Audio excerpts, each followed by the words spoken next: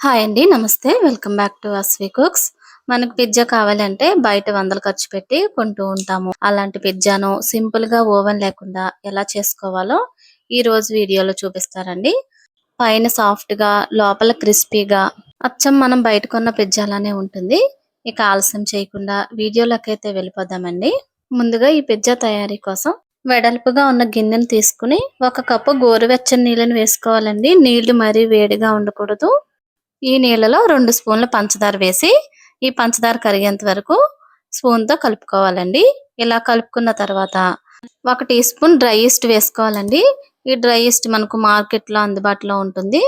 ఒకసారి స్పూన్‌తో కలిపి బాగా ఎక్కువ కలపకూడదండి. మూత పెట్టి ఒక 5 నిమిషాల పాటు పక్కన పెట్టుకోవాలి.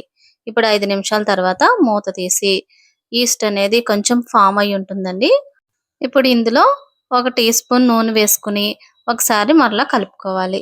ఇప్పుడు కొంచెం కొంచెంగా మైదా పిండిని వేసుకుంటూ కలుపుకోవాలండి. అంతా ఒకసారి వేయకుండా కొంచెం కొంచెంగా వేసుకుని కలుపుకోండి. ఇక్కడ నాకు ఒక కప్పు వాటర్‌కి కప్పుంపావు వరకు మైదా పిండి పట్టిందండి.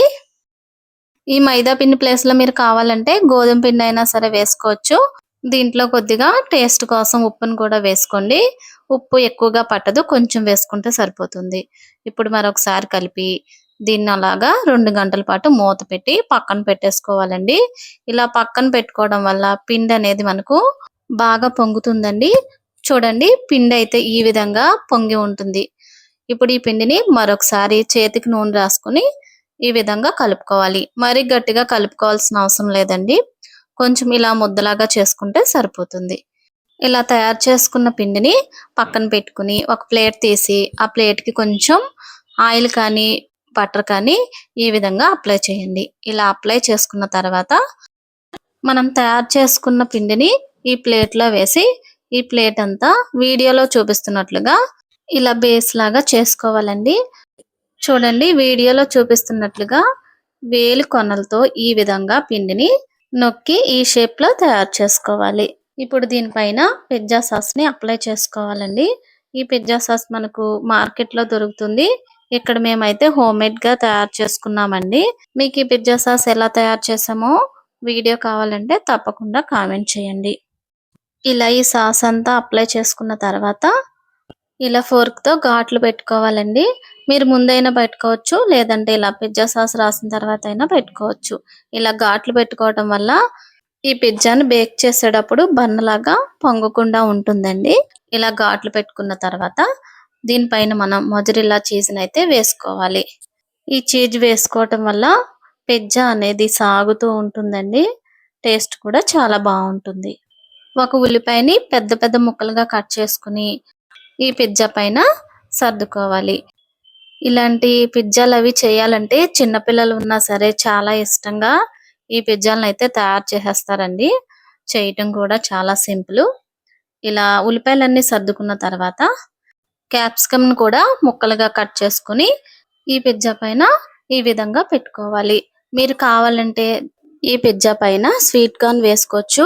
అలాగే పన్నీర్ క్యూబ్స్‌ని కూడా పెట్టుకోవచ్చు. ఇక్కడ నేను ఓన్లీ క్యాప్సికమ్‌నే వేస్తున్నాను. ఇప్పుడు ఇలా వేసుకున్న తర్వాత పైన కాస్త మొజరెల్లా చీజ్ అయితే వేసుకోవాలి. ఇలా అన్నీ సర్దుకున్న తర్వాత పైన కొంచెం మిక్స్డ్ హెర్బ్ కూడా వేసుకోవాలి. ఇది ఉంటే వేసుకోండి లేదంటే స్కిప్ చేసేయొచ్చు. ఇప్పుడు ఈ పిజ్జాని బేక్ చేసుకోవటం కోసం ఒక ఇత్తడి ప్లేట్ పెట్టి ఇసుక వేసి ఈ ఇసుక కాస్త వేడెక్కాలండి. ఒక 10 నిమిషాల పాటు ఇసుకని వేడెక్కిన తర్వాత మనం రెడీ చేసి పెట్టుకున్న ఈ పిజ్జా బేస్‌ని ఈ ప్లేట్‌లో పెట్టుకుని పైన వేడంతా బయటకు వెళ్ళకుండా వెడల్పుగా ఉన్న ఒక గిన్నెనైతే బోర్లించాలండి. అలా బోర్లించి ఒక 20 నిమిషాల పాటు మీడియం ఫ్లేమ్‌లో బేక్ చేసుకుంటే 20 నిమిషాలకి ఈ పిజ్జా రెడీ అయ్యి ఉంటుందండి. ఈ పిజ్జా ఉడికిందని తెలియడం కోసం కొంచెం కలర్ మారుతుంది. పైన కూరగాయలు కూడా కుక్ అయ్యి ఉంటాయి. 20 నిమిషాల తర్వాత మూత తీసి చూస్తే పిజ్జా అయితే ఈ విధంగా ఉంటుందండి. మీరు ఓవెన్‌లో కనుక ఈ పిజ్జాని చేస్తే ఇంకాస్త ఫాస్ట్‌గా అవుతుంది. ఈ పిజ్జా పూర్తిగా బేక్ అయ్యేసరికి ఈ సాస్ అంతా కరిగి కూరగాయలు ఈ విధంగా కుక్ అవుతాయి. దీన్ని మనం ఓవెన్ లేకపోయినా సరే చాలా ఈజీగా చేసేసుకున్నాము. ఇలా మీరు ఒకసారి తప్పకుండా ట్రై చేసి చూడండి. చాలా రుచిగా ఉంటుంది. ఈ పిజ్జాని మనం వేడిగా ఉన్నప్పుడే కట్ చేసుకుని టమాటా సాస్‌తో సర్వ్ చేసుకుంటే చాలా రుచిగా ఉంటుంది. ఈ వీడియో మీకు నచ్చిందని అనుకుంటున్నాను. నచ్చితే తప్పకుండా లైక్ చేసి మీ ఫ్రెండ్స్‌కి, రిలేటివ్స్‌కి షేర్ చేసి ఛానల్‌ని సబ్స్క్రైబ్ చేసుకోండి. మరొక మంచి రెసిపీతో మళ్ళీ కలుసుకుందాం. Thank you for watching.